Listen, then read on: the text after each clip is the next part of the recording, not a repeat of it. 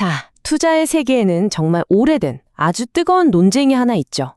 바로 시장 전체를 그냥 쭉 따라가는 인덱스 펀드냐, 아니면 어떻게든 시장을 이겨보려는 액티브 펀드냐, 이 둘의 대결 말이에요. 오늘 이 시간에는 바로 워런 버핏, 투자의 신이라고 불리는 이 사람의 관점으로 이 논쟁의 핵심을 한번 제대로 파헤쳐 보겠습니다. 요즘 들어서 일부 액티브 펀드 매니저들이 이런 말을 하기 시작했어요. 굉장히 도발적인 질문이죠. 야, 이제 인덱스 펀드의 시대는 끝났다. 심지어 이제 인덱스 펀드에 길게 묻어두는 거, 그거 더 이상 안전한 투자가 아니야 라고까지 말합니다. 와, 진짜 그럴까요? 자, 이런 주장에 대해서 워런 버핏이 아주 명확하고 정말 단호하게 딱 잘라 말합니다. 이게 그냥 의견 정도가 아니에요. 거의 평생을 건 자신의 신념에서 나오는 그런 반박이죠. 이야, 이 한마디 정말 강력하지 않나요? 나는 내 유서를 바꾼 적이 없다. 내 아내가 물려받을 돈, 그 돈의 90%는 인덱스 펀드에 들어갈 거다. 여러분, 유서라는 건 장난으로 쓰는 게 아니잖아요. 자신의 투자 철학에 대한 믿음이 얼마나 확고하면 사랑하는 가족의 미래가 걸린 이 유서에까지 딱 박아두겠어요. 이보다 더 확실한 증거가 있을까 싶네요. 자, 이 화면을 보시면 두 관점의 차이가 아주 선명하게 보이죠. 한쪽에서는 인덱스 펀드의 시대는 끝났다고 말하는데 버핏은 뭐라고 받아치냐면 그 말은 곧 미국에 투자하는 시대가 끝났다는 말과 똑같다는 겁니다. 왜냐? 생각해 보세요. S&P 500 같은 인덱스 펀드가 결국 뭐예요? 미국을 대표하는 500개 기업의 묶음이잖아요. 그러니까 인덱스 펀드가 끝났다는 건 사실상 미국 경제가 끝났다는 말이나 다름없다는 거죠. 스케일이 다른 반박이에요. 아니, 근데 왜 자꾸 이런 얘기가 계속 나올까요? 버핏은 그 뒤에 숨어있는 금융산업의 속사정을 정확히 꿰뚫어 봅니다. 솔직히 증권업계 입장에서 인덱스 펀드는 별로 추천하고 싶지 않은 상품이에요. 왜냐? 팔아봤자 수수료가 너무 싸서 돈이 안 되거든요. 그러니까 이 싸움의 본질은 결국 뭐냐? 비싼 수수료를 떼가는 펀드 대 값싼 수수료의 인덱스 펀드, 이 둘의 대결이라는 겁니다. 그렇죠. 그런데도 왜 우리들은 자꾸 시장을 이겨주겠다는 그 액티브 펀드의 마음이 흔들리는 걸까요? 네, 바로 어딘가에 있을 그 천재 매니저에 대한 환상, 그 유혹 때문입니다. 이게 뭐냐면 이런 믿음이에요. 분명히 수많은 펀드 매니저 중에 남들은 못하는 시장을 꿀전히 아주 기가 막히게 이겨주는 그런 특별한 사람이 있을 거야. 내가 그 사람만 찾으면 돼 하는 거죠. 뭐랄까, 모래사장에서 다이아몬드를 찾는 것 같은 그런 심리랄까요? 그리고 사실 이런 믿음이 아예 근거 없는 건 아니에요. 실제로 그런 사람이 있긴 있거든요. 예를 들면 르네상스 테크놀로지의 제임스 사이먼스 같은 사람. 이 사람은 정말 헤지펀드계의 전설이죠. 진짜 실력 하나로 거의 괴물 같은 수익률을 보여줬으니까요. 바로 이런 사람들이 있으니까 우리도 나도 저런 천재를 찾을 수 있지 않을까? 하는 희망을 품게 되는 겁니다. 하지만 바로 여기에 함정이 있습니다. 이런 천재 펀드에는 몇 가지 문제가 있어요. 첫째, 이런 사람들은요, 정말 드문 거의 돌연변이 같은 예외적인 경우라는 거.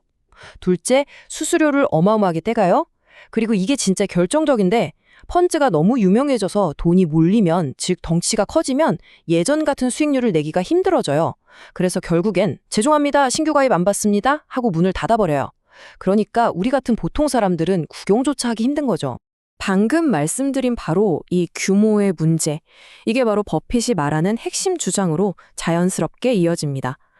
투자의 세계에는요, 마치 물리학의 중력 법칙처럼 자산 규모가 커지면 커질수록 수익률을 내기는 점점 더 어려워지는 그런 딜레마가 있다는 거예요. 자, 버핏이 운영하는 버크셔 해서웨이, 순자산이 얼마인지 아세요? 무려 3,700억 달러. 우리 돈으로 환산하면 대략 500조 원이 넘는 돈입니다.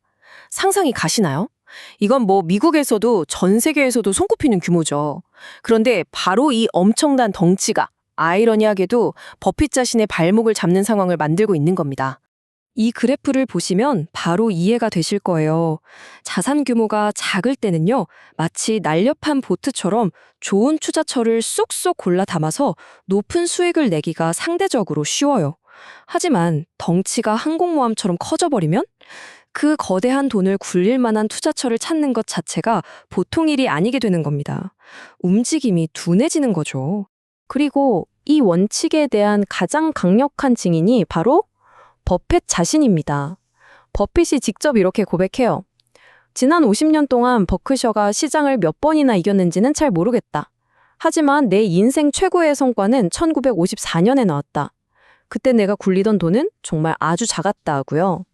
그래서 결론은 아주 명확해집니다. 버핏은 자신의 회사, 버크셔의 이 어마어마한 덩치 때문에 앞으로 우리 회사가 S&P 500 지수를 이길 겁니다. 라는 약속은 그 누구에게도 하지 않겠다고 딱 선을 긋습니다. 세계 최고의 투자대가 스스로가 이 규모의 중력 앞에서는 어쩔 수 없다고 인정하는 거죠. 하지만 여기서 이야기가 끝나지 않습니다. 버핏은 시장을 이기겠다는 약속은 못하지만 그 대신에 훨씬 더 중요하고 어쩌면 더 본질적인 약속을 하나 합니다. 바로 이 말입니다. S&P 500을 이기겠다고는 약속 못합니다. 하지만 내 재산의 99%는 버크셔에 계속 묻어두겠다고 약속합니다. 와, 이게 바로 버핏의 모든 걸 보여주는 한마디죠. 수익률은 장담 못해. 하지만 내 전 재산을 걸고 당신들과 함께 이 배를 타고 가겠다. 이거야말로 진짜 운명 공동체라는 걸 보여주는 거 아니겠어요? 그리고 이 약속은 버핏 한 사람에게서 끝나지도 않아요. 그의 가족들 역시 재산 대부분을 바로 이 버크셔 주식으로 가지고 있습니다. 이건 그냥 사업적인 판단이 아니에요. 이건 정말 한 가문의 미래를 통째로 건 아주 깊고 개인적인 신념의 표현인 거죠. 자, 결국 선택은 우리 각자의 몫입니다. 여러분은 어떤 선택을 하시겠어요? 비싼 수수료를 내면서 시장을 이길 수도 있다는 아주 희박한 가능성에 베팅하시겠습니까? 아니면 낮은 수수료로 시장 평균만큼은 꾸준히 벌 수 있다는 훨씬 높은 확률에 투자하시겠습니까? 워런 버핏의 선택은 아주 명확해 보이는데요. 과연 여러분의 선택은 무엇인가요?